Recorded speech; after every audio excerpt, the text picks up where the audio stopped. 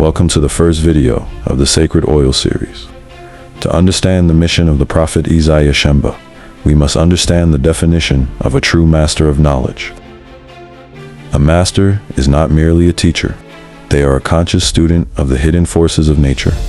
They understand how the universe is built, the power of numbers, the laws of vibration, and the timing of the stars to work in harmony with the great life. In this series, we reveal that nothing within the Nazarite movement was random. From the sacred hymns and dances to the specific dates of gathering, Shembe was demonstrating the doctrine of correspondences. He was a master of biological alchemy, synchronizing human anatomy with the rhythms of the universe.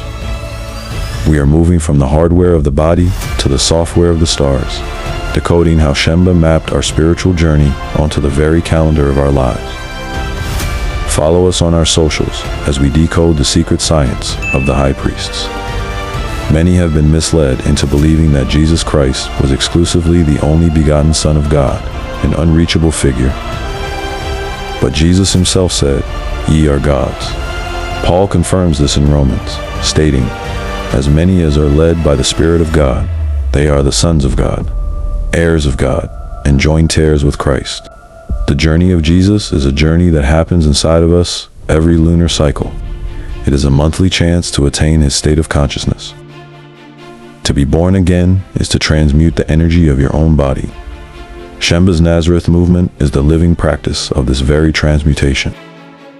The process begins in the upper room of the skull. Here, we meet the biological archetypes of the Nativity. The pituitary gland is our internal Mary, the mother of the milk. Practically, she produces oxytocin and vasopressin hormones that are physically white in their pure state. Just as a mother's milk nurtures, these hormones nurture your capacity for peace and trust. Standing with her is the pineal gland, our internal Joseph, guardian of the honey. He secretes a golden, amber-colored melatonin. This is the living water that provides spiritual vision. Between them lies the Claustrum. The Claustrum is a thin, mysterious sheet of neurons beneath the cortex, often called the seat of consciousness.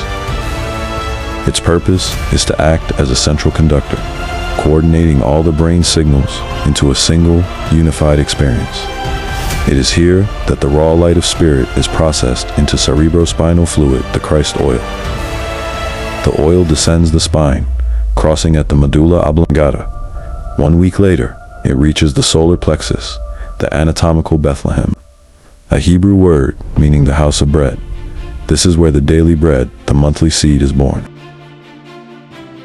Later in this series, we will show how this internal conception is linked to the 14th, the sacred day of gathering for married women. Just as the women gather to sustain the foundation of the home, the solar plexus sustains the foundation of the body's energy through the frequency of the full moon. The seed continues into Egypt, the lower realm below the diaphragm. Anatomically, this is the sacrum, meaning sacred bone. But in our daily lives, Egypt represents our lower emotions, anger, lust, and the lower earthly desires that consume our energy. If we live only in our lower nature, the seed is dissipated or killed. This is the death of the firstborn in Egypt. This is why the 23rd is the gathering for the men. The masculine force must be the preservation force, using self-discipline and the laws of Shembe to protect the seed from being lost in the darkness of lower instincts. Once preserved, the seed begins its climb. It does not just move up a bone. It ascends Jacob's ladder. The 33 vertebrae of your spinal column are the 33 degrees of the highway of the Lord. Each vertebra is a step toward illumination. As it rises, it enters the cardiac plexus, the heart. For the Nazarites, this is the holy city, the high place. Just as the center of the Nazarite movement is the center of Shembe's holy city, your heart is the center where the oil is refined. If you hold on to bitterness and anger, you burn the oil. But in the peace of the holy city, the seed is purified. This is linked to the 25th, the gathering of the maidens, representing the absolute purity required for the ascent. At the base of the skull, the seed reaches Golgotha. Here, it is crucified as it crosses the vagus nerve, increasing its power 1,000-fold. For 2.5 days, the seed remains in the cerebellum, the tomb, On the third day, the seed is resurrected. This is the true origin of the story of Jesus rising on the third day. It is a monthly promise written into your very cells. The climax is the entrance into the optic thalamus. Shembe himself regarded the holy mountain he was called to as our Sinai. At this peak, the brain triggers the release of the spirit molecule, the chemical key that reactivates dormant brain cells and opens the doors of perception. Like Shembe descending the mountain, you realize your oneness with the Father. When the 12-room mansion of your cranial nerves is flooded with this oil, it is like the January pilgrimage. The rain falls, a sign of the blessing. This internal rain illuminates your entire body, turning the desert of Egypt into the Garden of Eden. This biological map is not a theory.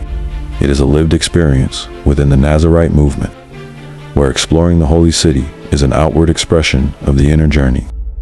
By observing these sacred dates, the follower is not just attending a meeting, they are performing a monthly maintenance of their own divinity. Through the doctrine of correspondences, Isaiah Shembe ensured that the nation was moving as one giant biological organism, synchronized with the pulse of the heavens. But how does this transformation begin? In our next video, we dive deep into the first pillar of the spiritual engine, the 14th. We will explore why the married women were chosen as the custodians of the full moon, how they become the oven of the nation, and the secret chemistry of the house of bread. Don't miss the descent into the solar plexus. Like, share, and subscribe to stay aligned with the science of the soul. If this video has nourished your soul and you wish to support the production of the Science of Being series, you can contribute by scanning the QR code. Your support is greatly appreciated.